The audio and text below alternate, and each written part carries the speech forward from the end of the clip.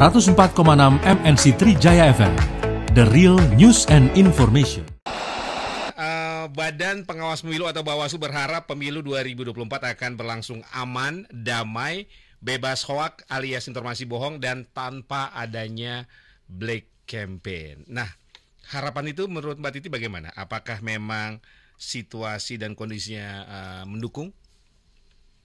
Ya, kalau harapan kan memang harus dibangun dengan positif dan optimis ya, Mas Margi. Nggak mungkin kita punya harapan yang sebaliknya gitu. Dan tugasnya Bawaslu memang harus ke situ gitu. Tetapi yang lebih penting adalah bagaimana harapan itu dibangun dari evaluasi yang komprehensif, pembelajaran yang diidentifikasi, dimitigasi dengan baik dari praktik pemilu 2019 dan Pilkada 2020, lalu didekati dengan penyelesaian yang efektif dan efisien. Oke. Jangan lupa bahwa 2024 berada dalam situasi penggunaan media sosial sebagai instrumen utama dalam mencari informasi oleh banyak pemilih kita, terutama pemilih muda, dan itu meningkatkan risiko kampanye di media sosial.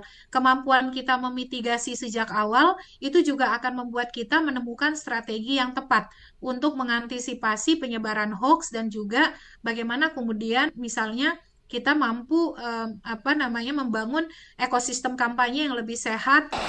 Kita tentu belajar dari pemilu 2019 ketika banyaknya hoaks berita bohong bersebaran terutama di media sosial, kemudian juga banyaknya buzzer yang memanfaatkan dan menyebarkan informasi atau berita bohong atau hoaks ini terutama di media sosial untuk mempengaruhi masyarakat, bahkan untuk memprovokasi masyarakat. Bagaimana menurut Mbak Titi untuk pemilu kali ini? Ya, potensi itu tetap besar, Mas Margi ya, karena satu, pemilih muda kita saat ini menggunakan referensi utama untuk mencari informasi, ternyata itu adalah media sosial. Dan media sosial selama ini merupakan saluran atau medium yang paling banyak digunakan untuk menyebarkan informasi bohong ataupun hoax dan segala macam information disorder lainnya ya, penyimpangan informasi lainnya. Dan jangan lupa, semakin banyak peserta pemilu, semakin kompetitif sebuah pemilu, dia akan menyimpan potensi penyimpangan yang makin besar. Yang harus dilakukan untuk membendung potensi hoak yang bisa membahayakan masyarakat untuk pemilu kali ini? Iya, antisipasi tidak bisa hanya mengandalkan Bawaslu ya, karena Bawaslu juga sumber daya dan sarana prasarananya terbatas. Tetapi banyak hal yang bisa dilakukan oleh Bawaslu.